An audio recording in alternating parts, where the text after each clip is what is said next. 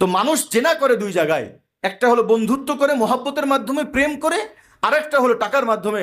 আল্লাহ বলছেন ইবতাগু বিআমওয়ালিকুম মুহসিনিন, তোমাদের টাকা আছে, হে পুরুষ তোমাদের সামর্থ্য আছে, তুমি নারীর কাছে যাও, নারীকে নিজের লাইফে নিয়ে আসো, বিবাহের সূত্রে খবরদার কারোর সাথে প্রেম করে মহাব্বত করে ব্যবহার করবা না, আর কাউকে টাকার মাধ্যমে ব্যবহার করবা না।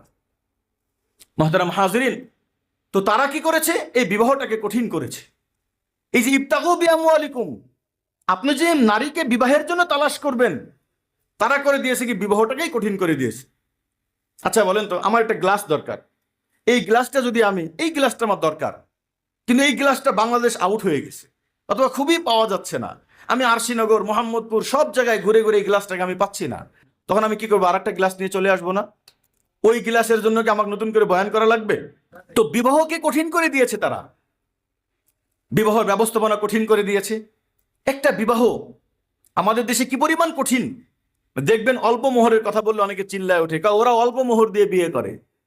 ভাই, কোনো পুরুষ যদি কোনো নারীকে বিবাহ করে, তার মৃত্যু পর্যন্ত এই পুরুষটা তার দায়িত্ব নিয়ে নেয়।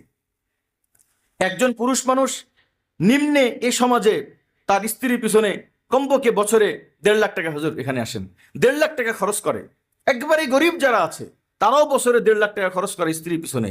তাহলে 60 বছর 40 বছর যদি সংসার করে, প্রায় 60 লক্ষ টাকা তার পিছনে খরচ করার, মিনিমাম 60 লক্ষ টাকা খরচ করার জিম্মাদারি যেই পুরুষটা নেয়, সেই পুরুষটা যদি মোহরটাকে হালকার মধ্যে ধরে, সমস্যা কোথায়? আর আমার নবীজি এটাই বলেছেন, ইন্না আদামান নিকাহি বারাকাতান আইসারুহু মাউনা, যেই বিবাহের মধ্যে মোহর কম, এই বিবাহটা সহজ হয়ে যাবে, এটাই সবথেকে বরকতময়। কারণ আমার নবীজি জানেন যে মোহর যত সহজ হবে, বিবাহ তত কি হবে?